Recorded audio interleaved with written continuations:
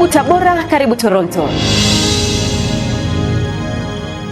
Kufuatia kuongezeka kwa gharama ya mafuta ya petroli na dizeli nchini hivi karibuni, Aprili 17, 2026, Mamlaka ya Udhibiti wa Usafiri Ardhini LATRA ilitangaza na kutoa bei mpya za nauli kwa mabasi yanayofanya safari za mikoani, mabasi ya mijini yani daladala, teksi mtandao pamoja na pikipiki mtandao. Taarifa hiyo ambayo ilitolewa kupitia gazeti la serikali imefafanua kuwa kwa upande wa mabasi ya mijini yani daladala, viwango vya safari hadi kilomita 10 itagharimu shilingi 700, ikimaanisha kuwa nauli imeongezeka kulingana na umbali hadi kufika shilingi 1500 kwa safari ya kilomita 36 hadi 40. Kabla ya ongezeko hilo, nauli zilikuwa zinaanzia shilingi 600 kwa umbali usiozidi kilomita 10, ambapo kwa sasa imeongezeka hadi shilingi 700. Pia umbali wa kilomita 34 hadi 40 ilikuwa shilingi 1400, ambapo sasa itakuwa shilingi 1500. Kwa upande wa wanafunzi wataendelea kulipa shilingi 200 kwa safari